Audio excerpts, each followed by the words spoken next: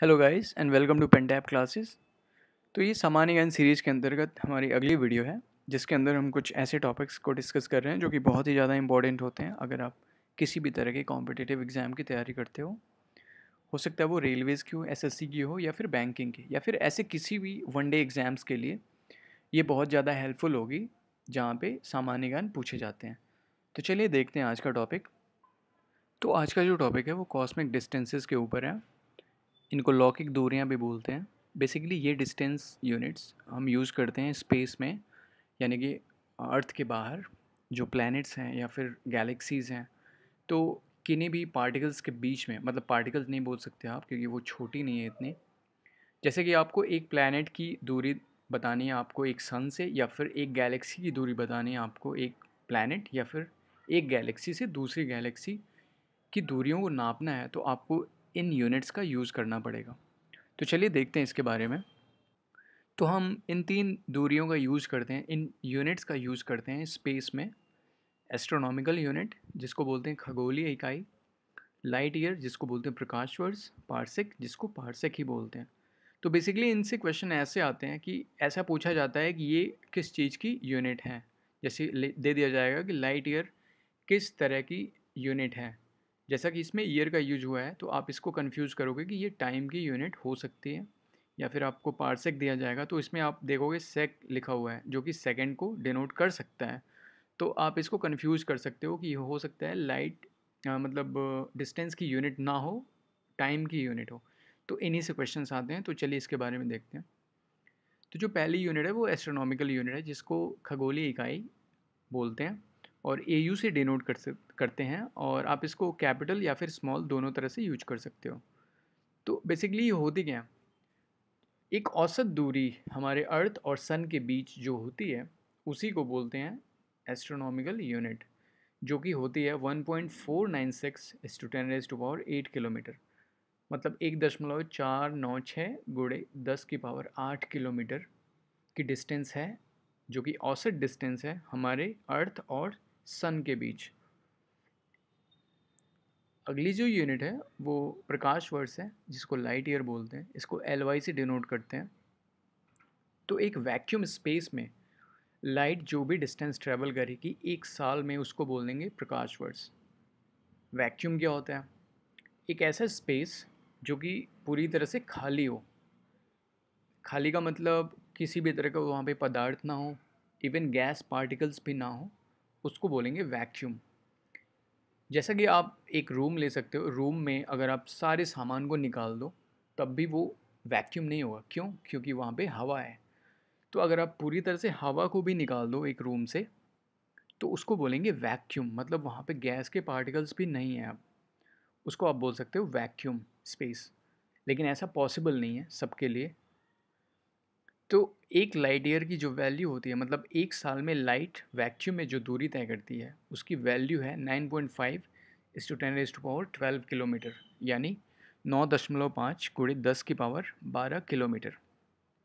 ये distance travel करती है लाइट एक साल में, जो कि वैक्यूम में करती है। तो इसकी कुछ और भी यूनिट्स होती हैं जो कि इसी से डिराइव हुई हैं, जैसे कि लाइट सेकेंड्स, लाइट मिनट्स या लाइट डेज। तो एक लाइट सेकेंड होती क्या है? जो फोटोन होते हैं ना, मतलब लाइट जो होती है वो फोटोन से मिल के बनी होती है।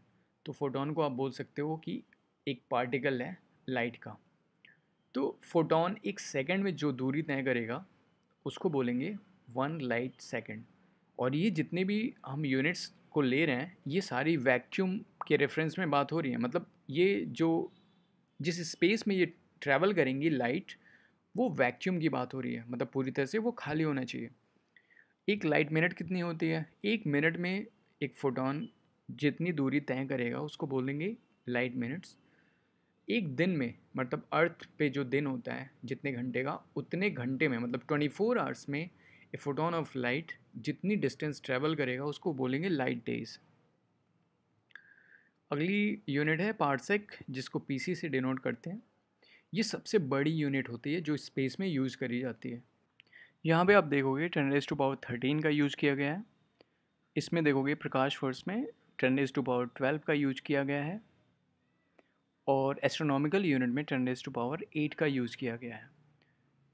कंपैरेटिवली एस्ट्रोनॉमिकल यूनिट छोटी होती है प्रकाश वर्ष से, और प्रकाश वर्ष छोटा होता है पारसेक से। तो ये सबसे बड़ी यूनिट होती है, मतलब पारसेक सबसे बड़ी यूनिट है। और इससे भी बड़ी डिस्टेंसेस को मेज़र करने के लिए हम किलो या फिर मेगा का यूज़ करते हैं। मतलब किलो का आप यूज़ करोगे, मतलब 1 किलो पारसेक, तो आपको 1000 से मल्टीप्लाई करना पड़ेगा एक पारसेक को। अगर मेगा का यूज़ करना है तो 10⁻6 का मल्टीप्लाई करना पड़ेगा एक पारसेक में। तो ये कंपैरेटिवली बहुत ही ज़्यादा बड़ी डिस्टेंसेस को यूज़ करने के लिए, मतलब मेज़र करने के लिए इनका हम यूज़ करेंगे। और यहाँ पे मैंने कुछ कंपैरिजंस लिए हैं जिनसे आप अंदाज़ा लगा सकते हो कि कौन सी डिस्टेंस किससे कितनी ज़्यादा बड़ी है। तो एक पार्सेक की जो वैल्यू होती है वो 3.26 इंटू 1 लाइट ईयर होती है। मतलब एक लाइट ईयर में अगर आप 3.26 से मल्टीप्लाई करोगे तब जाके वो 1 पार्सेक के इक्वल होगी। और एक एस्ट्रोनॉमिकल यूनिट में अगर आप 2,10,000 से मल्टीप्लाई कर दोगे तो वो 1 पार्सेक की वैल्यू होगी। मतलब जैसा कि हमें पता है कि एस्ट्रोनॉमिकल यूनिट्स सबसे छोटी, उसके बाद आती है लाइट ईयर्स, उसके बाद आती है पार्सेक, मतलब पार्सेक सबसे बड़ी यूनिट होती है। तो यहाँ से आप देख सकते हो। तो चलिए देखते हैं आप कुछ फैक्ट्स के बारे में। तो जो पहला फैक्ट है वो डिस्टेंस बिटवीन जुपिटर यानी बृहस्पति ग्रह और सन के बीच की जो दूरी है वो 5.2 एस्ट्रोनॉमिकल यूनिट है। मतलब जो मेन डिस्टेंस है यानी औसत दूरी है हमारे सन और अर्थ के बीच में, उसमें अगर 5.2 से मल्टीप्लाई करोगे तो आपको डिस्टेंस मिल जाएगी सन और जुपिटर के बीच की। और जो दूसरा फैक्ट है वो सन और the centre of milky way Galaxy, मतलब जिस गैलेक्सी में हम एग्जिस्ट करते हैं, मतलब हम तो प्लैनेट में एग्जिस्ट करते हैं, हमारे जितने भी प्लैनेट्स हैं नॉन प्लैनेट्स वो कहाँ पे हैं बेसिकली, किस गैलेक्सी में है, वो द मिल्की वे गैलेक्सी में है। तो जो मिल्की वे गैलेक्सी है उसके सेंटर से और सन के बीच की जो दूरी है वो 1.7 × 10⁻⁹ एस्ट्रोनॉमिकल यूनिट्स हैं। और जो अगला फैक्ट है वो प्रोक्सिमा सेंटोरी, जो कि सन के बाद अगला स्टार है जो कि हमारे अर्थ से बहुत ही ज़्यादा करीब है। और इस स्टार और अर्थ के बीच की जो दूरी है वो 4.2 लाइट ईयर्स की है। और ये बहुत ही ज़्यादा इंपॉर्टेंट है क्योंकि इससे क्वेश्चन आ चुके हैं। तो चलिए अब देखते हैं कुछ क्वेश्चंस को और इनको सॉल्व करने की कोशिश करते हैं, और इनका आंसर आप कमेंट सेक्शन में दे सकते हैं। तो जो पहला क्वेश्चन है, what do we call the average distance between the sun and the earth. मतलब अर्थ और सन के बीच की जो एवरेज डिस्टेंस यानी औसत दूरी है उसको कहते गए हैं, उसको मतलब उस यूनिट को कहते गए हैं। आपको ये कमेंट सेक्शन में लिखना है।